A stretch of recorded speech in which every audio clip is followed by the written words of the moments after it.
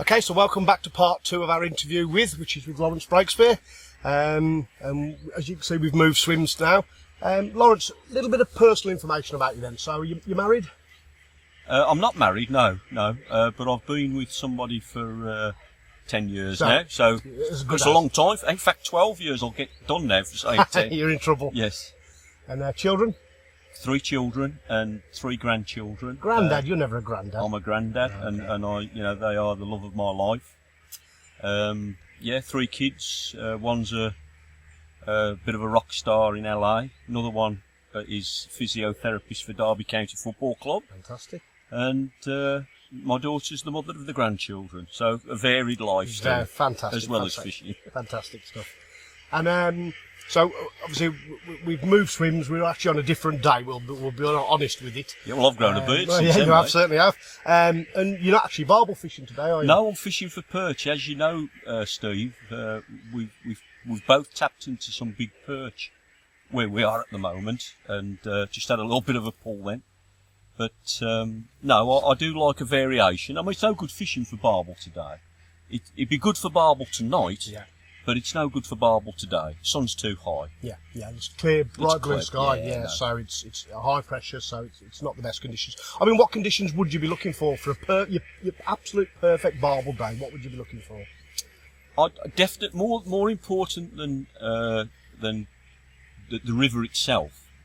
And I'll presume you're asking about, the warmer months. If you could write a textboot barbel day to go fishing, what would you? I'd say sometime in late August, early September. Cloudy sky, about a foot. I'm talking about the River Severn. Yeah. Probably about a foot on with a tinge of colour. In fact, not too dissimilar to what we've got today. Yeah.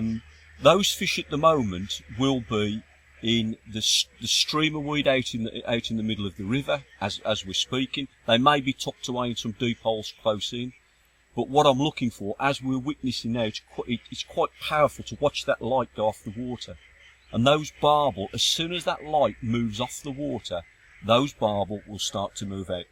I liken barbel to ostriches, that on the basis that if, as an ostrich buries his head in the sand, a barbel believes that if they can't see you, you can't see them. It's a predatory thing. Yeah. So as soon as that light goes, those barbel will start to move. They'll start dropping down from the positions what they've been lying up in.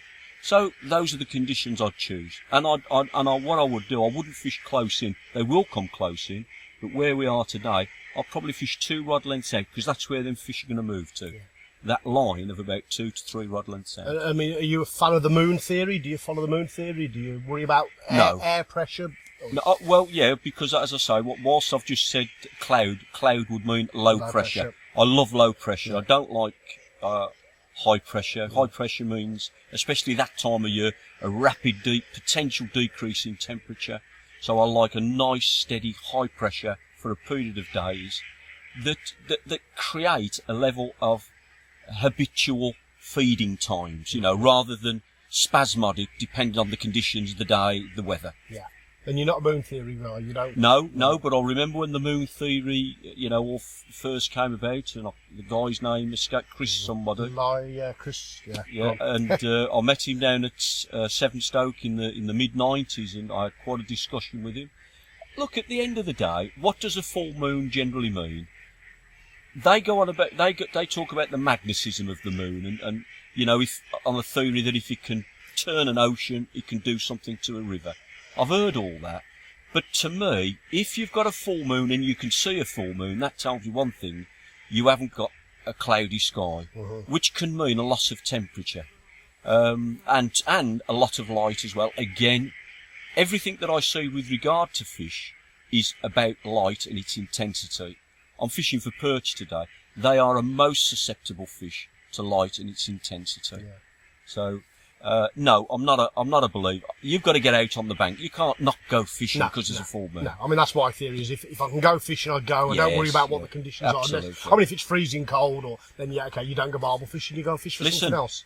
I've blanked in the most perfect conditions. We all have. So, it means nothing. Be on the bank. Know your fish, know where they're going to be. Get a bait in front of a fish. Barbel aren't that difficult to catch. You know, and you've just got to think like the barbel. I always say to people, like, whenever I fish, I don't fish for a shoal of fish. I don't fish for an 8-pounder or a 7-pounder. I fish in my mind's eye for the biggest fish, and I'm thinking, even when I'm holding the rod, touch leading, I'm thinking, where could it be? I have the vision of a big female fish coming up to the bait. How would it approach it? You know, would it approach it from the centre of the river, from the bank, and so on? Yeah. I mean, how often do you fish these days now? You fish a lot or not a lot? Or? Probably not as much as I used to. I've probably got more time to fish these days because, as you know, I can be described as retired. I decided to pack up and spend a little bit more time, not necessarily just fishing all the while, but having a quality of life. I mean, I had my own business for... what was that? What line was that in? That was in windows. We used to supply windows to local authorities. Okay, yeah. And it was a big business. Unfortunately, it was a victim of the recession, and we had to close it down, and because of the restriction on government spending, etc. But I'm just in a position now where I just take things a bit easy. I'm not. I mean, I don't consider myself old. I'm 60 next year, and whilst I've got the capabilities and fit, I just want to enjoy life. And fishing's part of that. It's not all of it, it's part of it. So do you go once a week, twice a week? Sometimes I could go 4 times a week, sometimes I might only go once a week. Okay. It really does, it's where it fits now. My life doesn't fit into fishing, fishing fits into my life. Which is a big change for you, I guess. Oh gosh, you know, well. As we touched on in the part 1, that, you know, it was very much all or nothing for you at the time. Two marriages gone, and I actually put the loss of those 2 marriages down to fishing, and the way that I didn't create a balance. And when I see young men today doing what I did, I sometimes feel like tapping them on the shoulder and saying, "Oh, way up, son." Yeah. You know, there's more to life than fishing. Yeah. But it's difficult at the time, isn't it? You know, listen, you know, what's the saying? They who live in, glass houses shouldn't throw stones, but it's purely down, as an advisory. Yeah. Back off, The sun's going down. I know. You're going to get one in a minute. I hope so. Yes. It's lovely, isn't it? Okay, so as you and I are probably 7 guys, that's probably our river we fish the most. So if we split the river into the 3 general sections, so we've got the upper, the middle, and the lower. Yeah. Just go through starting with the upper. What are your thoughts on it with regarding the barbel? Is it the next place to go for a big barbel? Is it too harsh up there? Are there not enough fish? Well, I think the Severn as a whole isn't a barbel river. We've got to understand that. They're not a native species. It's a very cold river. It's a spate river. Yes, they've actually, we know they've thrived, but I do believe that barbel are actually reaching quite a critical time, in their lifespan of the species that is within the River Severn.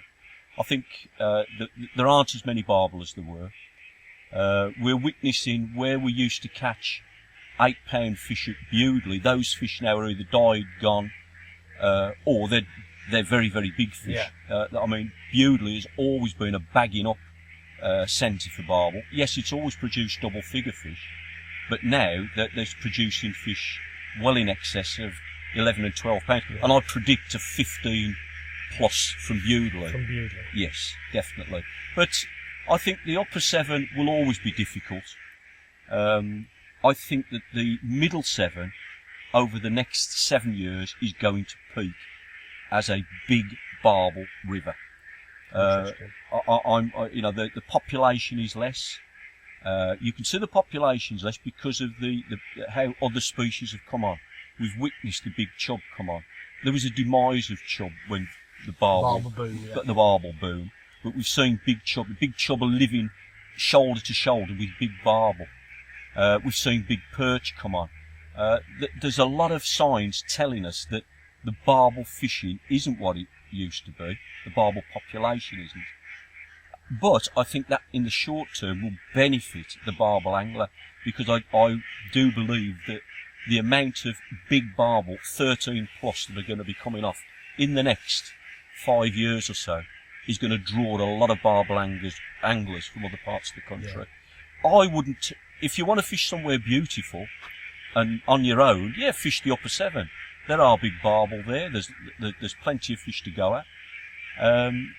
But it has to be said, it's pretty hard work. I know people that are fishing it, and the winters are hard. Yeah. They're hard there, you know. The lower seven has always got the potential of turning up a surprise.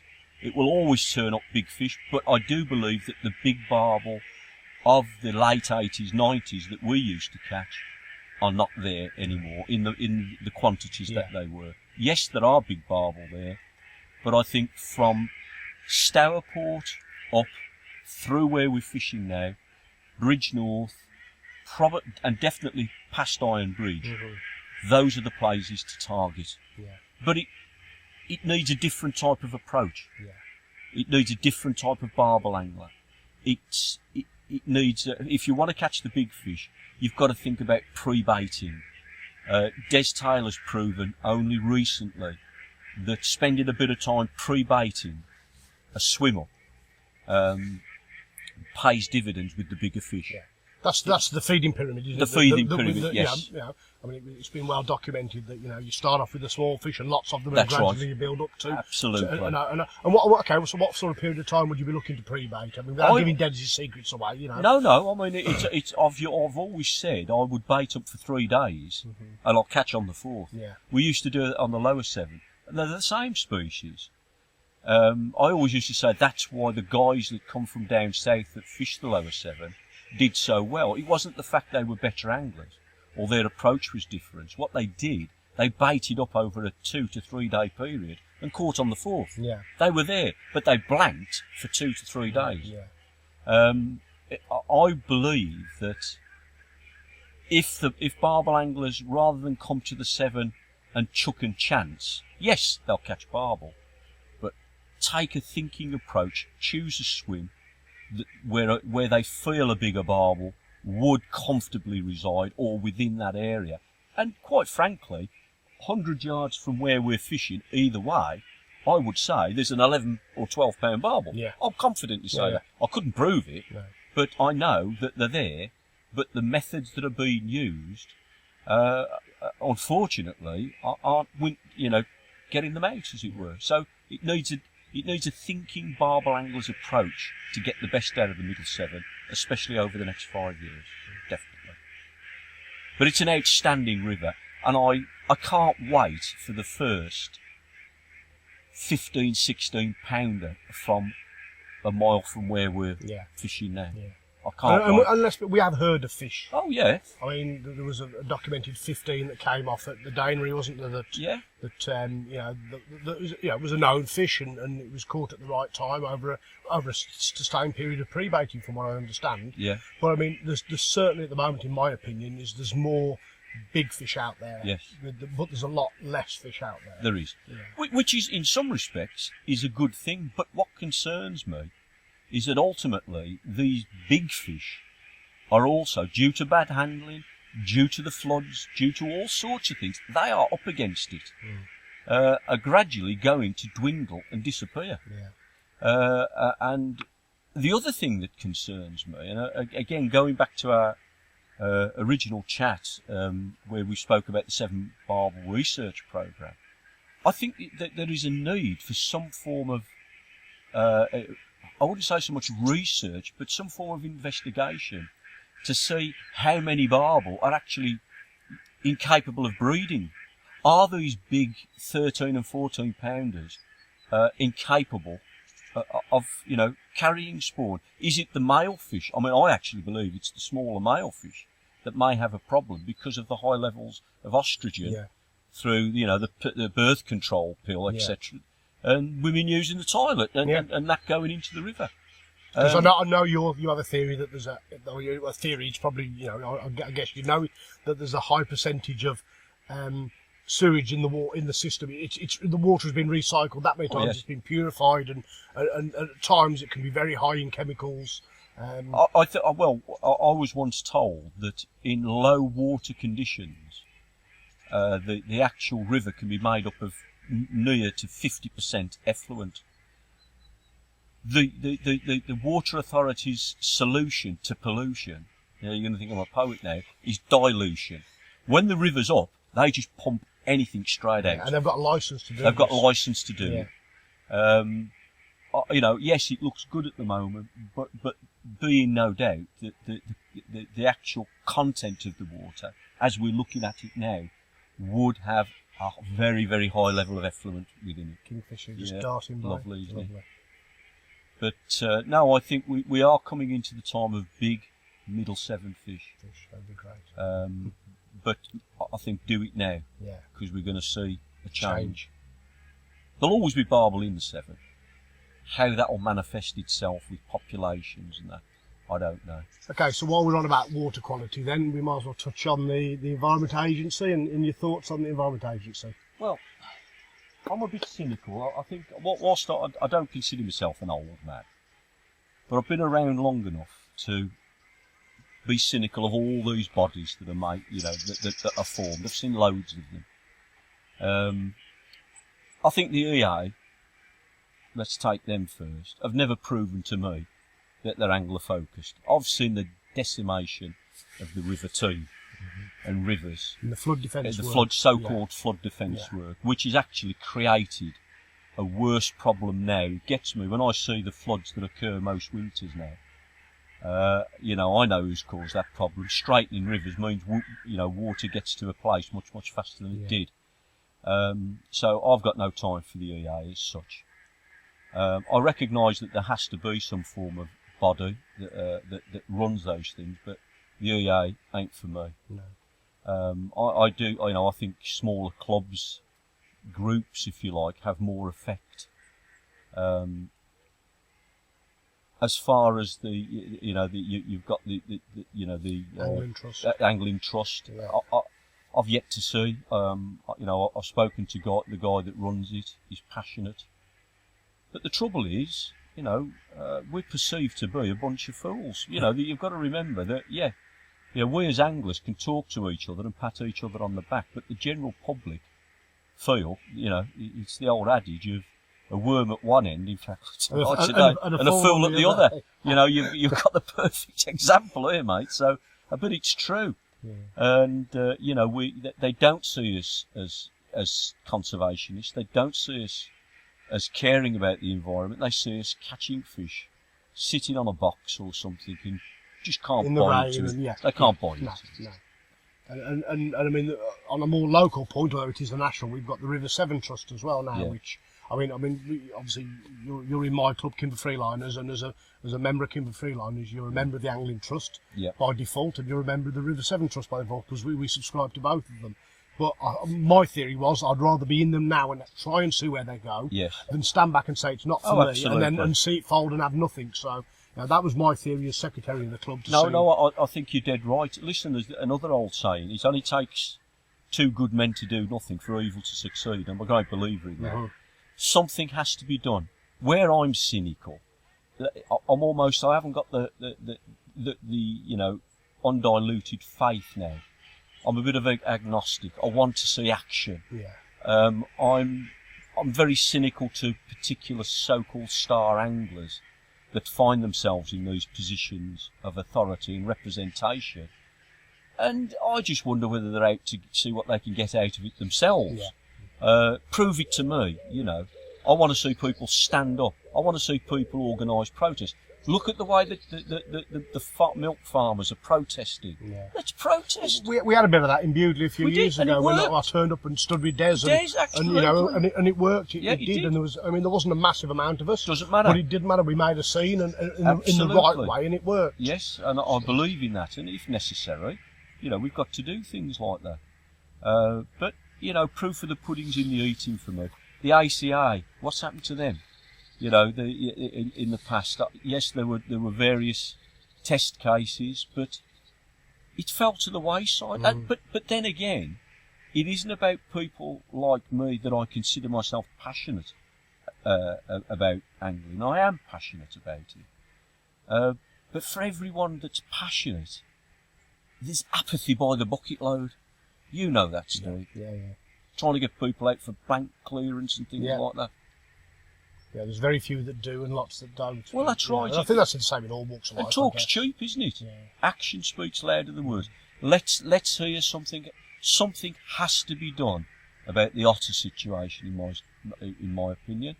And not necessarily on a river like this. I think actually the Severn here now could sustain a family of otters. It does. I mean, I see them, yeah. so I know they're on here. They're not. I mean, and we don't find many dead fish on the bank. We're lucky that we've got a big population and plenty of fish. Yeah. So we know the odd otter, the odd otter takes a big barbel, and I dare say it takes chub and perch as well, and and a lot of other fish in between that are easily replaced. Where they take big barbel is where the barbel is very vulnerable in deep pools surrounded by shallows, where the barbel's got nowhere to go. And you can see the type of rivers that have been decimated. They're all, upper ooze type rivers where you've got deeper water separated by shallow runs. Okay, so while we're on that, we'll touch on the team, which is basically the team is that it's shallow water with deep pools. Yeah. And I mean, I know from the lads on BFW that talk about the lack of fish there at the moment. Yeah, I think that is. I think the team is a great example of significant otter predation. Mm-hmm. I've got photos of otter kills going back to 1997 at Brockerman, where big barbel, 10-pound plus fish were dragged out on the bank, and a small proportion of them eaten. Mm. At the time, I was pretty novice. What the hell's had that? Yeah. I didn't know. But as time went by, I started to see the spraints. I looked into the subject. I really feel that the team, as a barbel, and I'm talking about the team from its the mouth with the Severn, right the way through to where it becomes a game river. It's never going to be the same barbel river ever again, as long as there's otters about. No. It's not going to be that. It was always going to be a devastation. Yes, there are big barbel on the team. They're in specific areas now. A lot of the fish that we see, I know some of the guys that are fishing, I'm not going to mention that. No. They're repeat captures. Yeah. Once I start catching the same fish again, I move on. I do know there are some team anglers that are going and catching the same big fish all the while and treating it as a separate fish. Yeah. It's no indication that the team is still a big barbel river. It isn't. One area that I fished a lot, Brockerman, it's not even a shadow. It's nothing to what it was. Very sad. Okay, so we've interrupted your perch fishing quite enough for this evening, so we'll finish off with. I had a little thought this afternoon. I'm going to do a little quick fire of questions with you now. Oh dear. All right, so I don't know whether I like the sound of that. You've got a dozen questions. I'm going to fire them at you nice and quick, and I want an instant answer off you. Be gentle. All right. Yeah. Okay, so I've got these down here, so I can. So for example, I'm going to say classical music or rock and roll. Rock and roll. Okay, right, a little bit quicker. River Severn or River Team? River Severn. Float or feeder? Float. Bite alarm or centerpin? Centerpin. Rove or static? Rove. Barbel or chub? Barbel. This ain't fair. Pike or zander? Pike. Perch or roach? Perch. Can you have approach? Still water or running water? Running water. Carbon or cane? These days carbon, but I do like cane. I know you do. Anglers Mail or Angling Times? Oh dear, now that is oh dear. Quick. Loyalty Times. Quick. Yeah, okay. Times. X Factor or Big Brother? Neither. I thought you might say that. And lastly, Birmingham City or Aston Villa? Up the Villa. Lawrence, it's been absolutely superb, mate. Thank you very much for your time. You're welcome. Cheers. Okay, bye-bye.